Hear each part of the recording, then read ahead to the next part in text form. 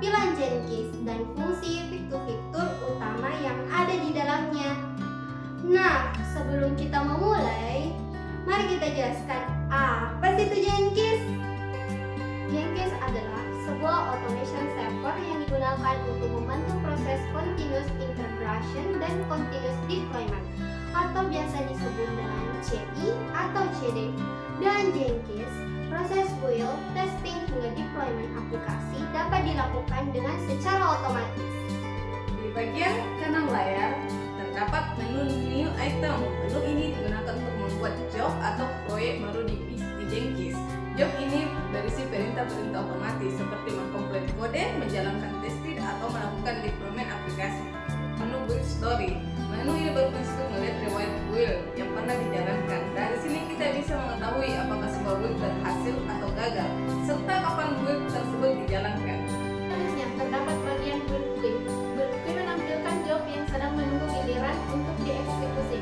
Pada tampilan ini tertulis no builds in the queue, yang artinya saat ini tidak ada job yang sedang menunggu giliran untuk dijalankan. Di bawahnya terdapat eksekutor status. Bagian ini menunjukkan jumlah eksekutor yang tersedia di Jenkins. Eksekutor adalah proses atau worker yang menjalankan job.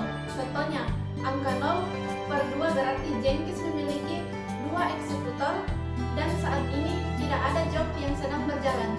Di bagian tengah layar terdapat tulisan Welcome to Jenkins. Bagian ini berfungsi sebagai panduan awal bagi pengguna, terutama untuk yang baru pertama kali menggunakan Jenkins. Di bawahnya terdapat tombol Create iJob yang merupakan tombol cepat untuk langsung membuat job baru tanpa harus masuk ke menu New Item. Selanjutnya adalah bagian setup distribute build. Distribute build adalah konsep di mana proses build dijalankan lebih dari satu mesin, sehingga proses menjadi lebih cepat dan efisien, terutama proyek yang berskala besar. Pada bagian ini terdapat menu setup agen. Set agen adalah komputer atau node tambahan yang membantu Jenkins menjalankan job selain di server utama. Dengan adanya agen, beban kerja dapat dibagi dan performa Jenkins menjadi lebih optimal. Kemudian terdapat menu configure include. Fitur ini memungkinkan Jenkins terhubung dengan layanan cloud seperti Docker atau Kubernetes, sehingga Jenkins dapat menjalankan build di lingkungan cloud dan membuat agen secara otomatis. Di pojok kanan atas terdapat ikon search, setting, dan user. Search ini digunakan untuk mencari job dengan cepat. Setting atau manage Jenkins digunakan untuk pengaturan sistem, plugin, dan keamanan, sedangkan user digunakan untuk pengaturan akun pengguna. Di bagian bawah kanan terdapat informasi REST API dan versi Jenkins. REST API menunjukkan bahwa Jenkins dapat diintegrasikan dengan aplikasi lain, dan versi Jenkins menunjukkan versi sistem yang sedang digunakan.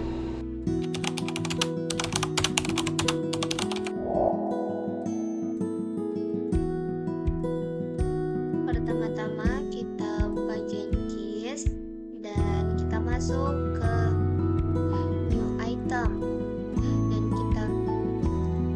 dan kita ketik check server exam misalnya contoh, dan kita pilih Visualize project dan kita klik OK, dan kita cari di bagian bawah build step dan kita add dan kita pilih action windows breadcrumb. Terus kita masukkan contoh codingan dan sudah itu kita save. Nah, kita klik build now. Nah, warnanya sudah warna hijau, jadi artinya itu sukses.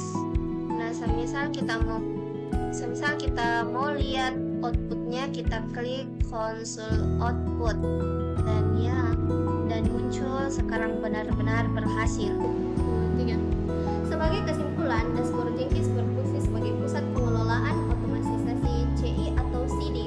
Melalui tampilan ini, pengguna dapat membuat job, memantau build, mengelola agen, dan mengintegrasi Jenkins dengan berbagai sistem pendukung pengembangan perangkat lunak.